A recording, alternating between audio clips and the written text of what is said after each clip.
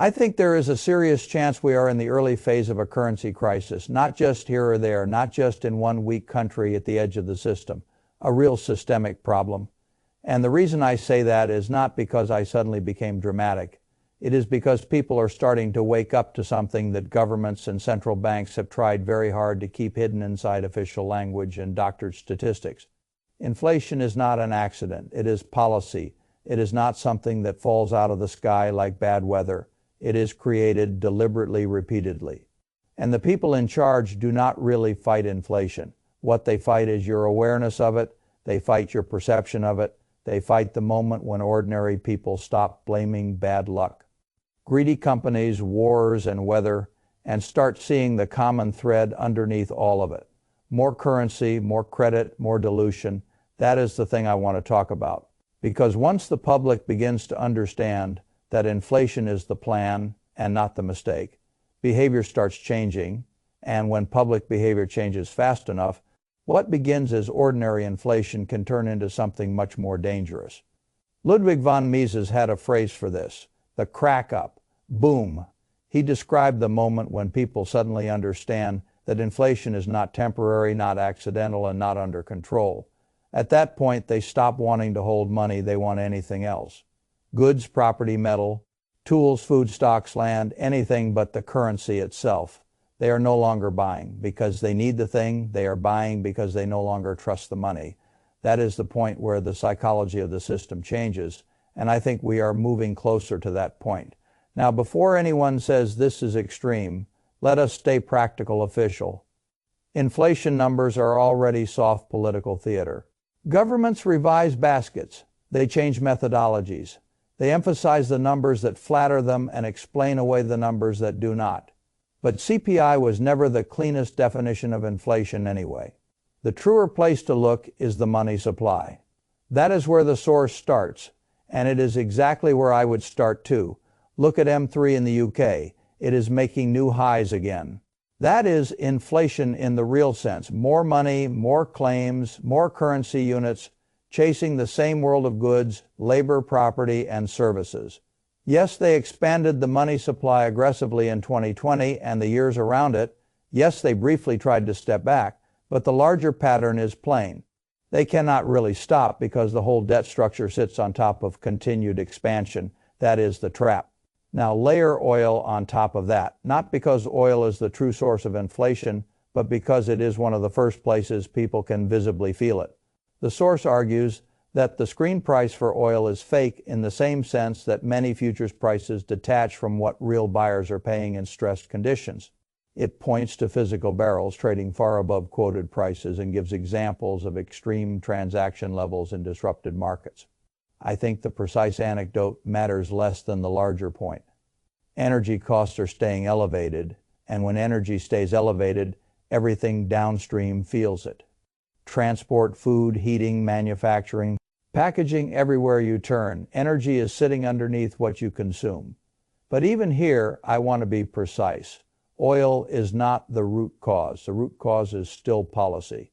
Government spending that crowds out the private sector. Central bank balance sheets that stop shrinking and start expanding again the moment stress appears. Restrictions and distortions that reduce real supply while authorities keep expanding nominal claims. That is why I do not talk about inflation as if it were some natural disaster. It is engineered through decisions. The source points to the Bank of England balance sheet and says what matters is not that it has gone vertically wild again in one clean move, but that it stopped shrinking and started leaning upward. I think that is right. These things do not need to explode instantly for the direction to matter. Once liquidity support stops being reversed and begins expanding again, the signal is clear. The system cannot tolerate hard discipline for very long. That is always the tell. They may talk hawkishly, they may pretend restraint, but once the real pressure builds, liquidity comes back. Now I want to show you the point where I think this starts becoming visible to ordinary people, in a way no statistician can talk them out of. The source uses a ratio I like very much. The average UK house price measured in gold, not in pounds, in gold. That is a completely different way of looking at things, and a much more honest one. Because if you measure a house in a currency that is being constantly diluted, you can mistake nominal growth for real wealth. But if you measure a house against money that cannot be expanded at will, the picture becomes cleaner. The source says this ratio is now broken below its previous extreme low from 1982. That means the amount of gold required to buy an average UK house has fallen beneath a level that had stood for decades. Think about what that implies. Either gold has become dramatically more valuable, or houses are being repriced in a weakening currency so quickly that the pound itself is giving way relative to hard assets. The answer, of course, is both working together. Gold has been signaling stress. House prices keep rising in pounds. That combination is exactly what you would expect to see if the public is slowly moving toward an anything but currency mindset. And that is what the source is really worried about. Not just inflation, the behavioral turn, because once people stop treating currency as a store of value and start treating it as a hot potato, the process feeds on itself. You notice prices rising, you start buying early, your neighbor notices you buying early, they start stocking up too. Retailers raise prices faster, wage pressure follows late and poorly. Savings accounts look more ridiculous by the month. Bond yields no longer feel compensating, and then everyone who thought they were being prudent by staying liquid discovers that liquidity was just another word for being trapped in the wrong asset.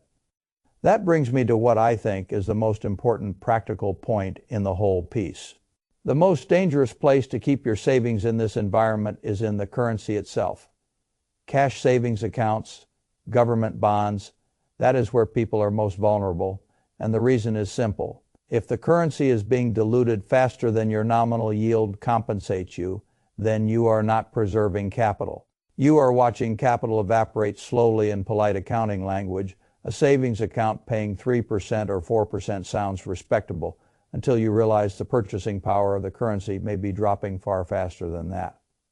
The same is true of government bonds. The source focuses on gilts, but the mechanism is broader.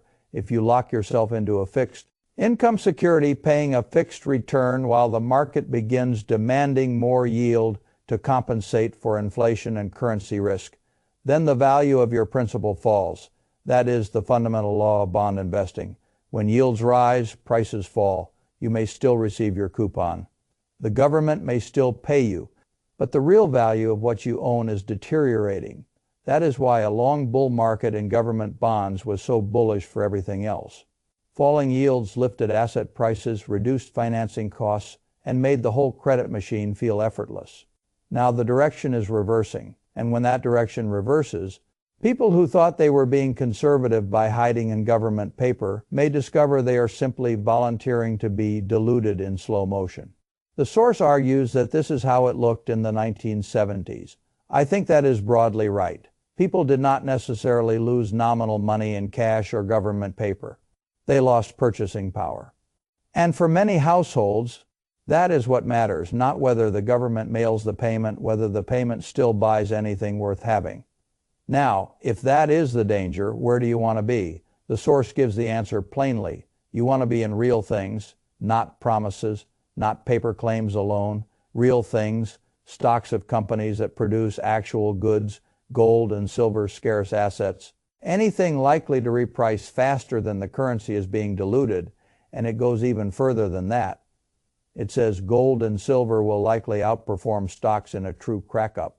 Boom, I think that is a serious possibility in the kind of environment being described here, because stocks can still be weighed down by taxes, policy interference, margin compression, and all the ordinary foolishness of corporate life.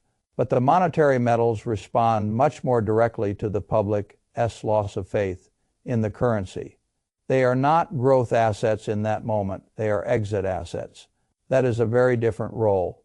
The source also points out something people often misunderstand when they see stock indexes at all: time highs during troubled times. They think the market must be celebrating peace or better growth or some clean macro story. Sometimes the market is simply repricing the currency. Sometimes indexes are rising not because companies got dramatically more productive overnight, but because the unit used to measure them is being weakened. That is why you cannot simply look at nominal highs and conclude all is well. In a crack-up environment, nominal highs can coexist with deep monetary trouble. That is the whole point. Now let me bring this down from the macro level to the level of ordinary life, because this is where the source becomes especially effective. It uses everyday examples. A jar of coffee that used to cost one thing now comes in smaller packaging at a much higher effective price. Restaurants charging separately for the things that used to come with the meal. Airlines monetizing every seat choice. 3 simple items at the store suddenly feeling absurd. That is not just inflation. That is inflation plus shrinkflation plus behavioral adaptation by businesses that know the consumer is being squeezed. And when enough ordinary people start noticing that the old money does not stretch the way it used to, their behavior changes. That is why I pay attention to anecdotes like that, because official data can be massaged. The lived experience of daily purchasing cannot be hidden forever. If your grocery bill, your coffee, your utilities, your travel, your rent, your small luxuries, your emergency purchases, all keep marching higher while the government tells you inflation is cooling, eventually you stop listening. That is when credibility starts breaking. And monetary systems run on credibility for longer than most people realize. The source believes we are near that psychological inflection point. I think it may be right, not because everyone wakes up at once, because enough people are starting to suspect that holding the currency is the losing side of the trade. That is the crack-up dynamic. So what should the practical conclusion be? Not hysteria, not bunker fantasies, not doing something foolish just because cash is losing appeal. The correct conclusion is much more sober. Do not anchor your financial safety to cash and government paper alone. Do not confuse a fixed nominal yield with real protection. Do not treat house prices, stock prices, and gold prices as separate stories when they may all be reacting to the same underlying problem: the loss of purchasing power in the currency. And do not let the authorities keep you in the boiling pot by convincing you that modest interest on savings is safety. It is not. Safety in a currency crisis looks very different. It looks like ownership of things the system cannot print. Productive businesses, hard assets, monetary metals, real claims on real output. That is where I would want to stand. Because if the source is right, and if the public is beginning to move from mere inflation awareness toward an anything but currency mentality, then the people clinging to paper promises will be the ones who discover too late that they were standing on the weakest part of the balance sheet all along. That is why I think this matters now, not in 5 years, not after the headlines start calling it obvious. Now, before the crowd fully catches up to what the currency is telling them,